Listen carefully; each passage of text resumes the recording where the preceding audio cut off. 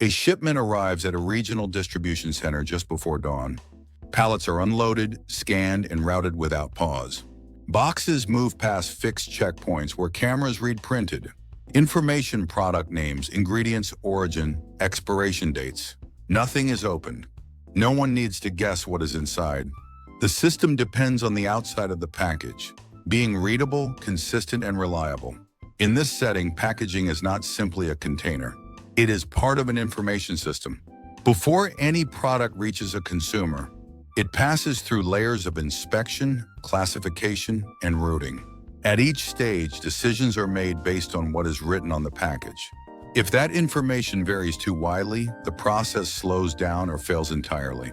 Uniform labeling laws emerge from this kind of environment, not from a desire to standardize appearance for its own sake, but from the need to make products legible across different institutions, manufacturers, regulators, distributors, and retailers. Each of these actors interacts with the same object under different conditions, yet they rely on a shared understanding of what the label communicates. In earlier periods, product labels were less consistent. Information might be incomplete, arranged differently from one manufacturer to another, or expressed in vague terms.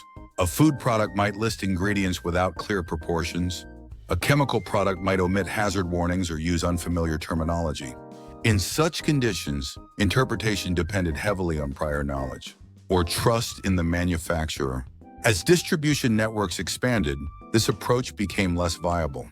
Products began to move across regions, sometimes across countries, entering systems where the original context of production was no longer visible. A retailer could not rely on familiarity with every supplier. A regulator could not inspect every product individually. The label became the only accessible point of reference. This is where standardization begins to take shape. Instead of allowing each producer to decide how to present information, institutions introduced rules that define what must be included and how it should be displayed. These rules do not focus on aesthetics. They focus on reducing ambiguity. For example, ingredient lists are required to follow a specific order, typically by weight. This allows anyone reading the label to quickly assess the composition without needing additional explanation. Nutritional information is often presented in a fixed table format with consistent units and reference values.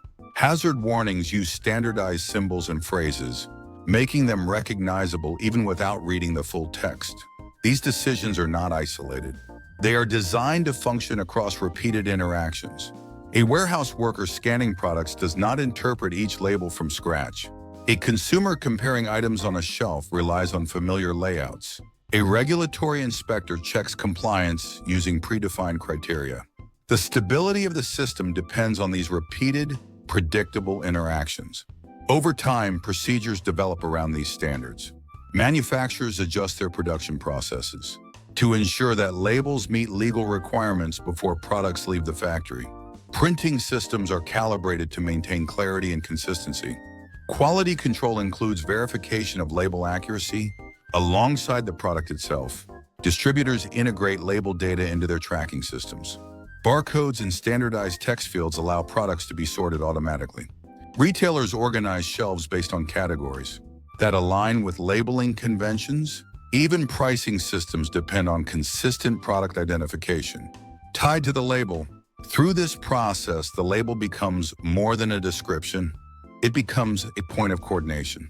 Different institutions, each with their own objectives, rely on the same structured information to perform their roles. Adoption of these standards does not happen instantly. It spreads through regulation, enforcement, and gradual alignment of practices. Governments introduce laws that define minimum requirements. Compliance becomes necessary for market access. Companies adapt, sometimes reluctantly at first, but eventually incorporate these requirements into their standard operations. As more actors align with the same system, deviations become less practical. A product that does not follow labeling rules may be delayed, rejected, or removed from shelves. The cost of non-compliance increases, reinforcing the adoption of standardized formats. This creates a feedback loop. The more consistent labels become, the more systems are built around that consistency Automated scanning, digital inventory management, and international trade all depend on predictable labeling. In turn, these systems make it even more difficult to operate. Outside the established standards, it is important to note that uniform labeling laws do not eliminate variation entirely. Products still differ in design, branding, and marketing elements. However, within these variations, certain sections remain fixed. The placement of essential information follows rules that are widely recognized. This balance allows packaging to serve multiple functions at once. It can communicate brand identity while also fulfilling regulatory requirements. It can attract attention on a shelf while still providing standardized information for comparison and safety. From an institutional perspective, this dual role is not a conflict. It is a structured arrangement. The label is divided into zones, some flexible, some fixed. The fixed zones ensure that critical information is always accessible. The flexible zones allow differentiation without disrupting the system. As distribution networks become more complex, the importance of this arrangement increases. Products move faster in larger volumes across more boundaries. The ability to interpret a label quickly and accurately becomes essential for maintaining flow. Consider a scenario where products are recalled due to a safety issue. The effectiveness of the recall depends on identifying affected items based on label. Information batch numbers, production dates, ingredient lists. Without standardized labeling, tracing, these products would be significantly more difficult. Similarly, in international trade, products must comply with labeling laws of multiple jurisdictions. This often leads to the adoption of globally recognized standards, or the inclusion of multiple standardized sections on a single package. Again, the goal is not uniformity for its own sake, but compatibility across systems. Over time, these practices stabilize. They become embedded in everyday operations, to the point where they are rarely questioned. A consumer reading a nutrition label does not think about the institutional processes behind its format. A warehouse worker scanning a barcode does not consider the legal framework that made it consistent. Yet these interactions depend on a long process of alignment. Laws define requirements. Procedures enforce them. Repetition reinforces them. Gradually, the system reaches a state where the label functions as a reliable interface between different actors. This stability is not static. It is maintained through ongoing adjustments. As new products emerge, as technologies change, as risks are identified, labeling laws evolve. New standards are introduced, existing ones are refined. However, these changes are incorporated into the same overall structure, preserving continuity. The result is a system where product packaging continues to function effectively in everyday use, not because it is visually uniform in every detail, but because the critical information it carries is structured, predictable, and widely understood. In the distribution center, the pallets continue to move.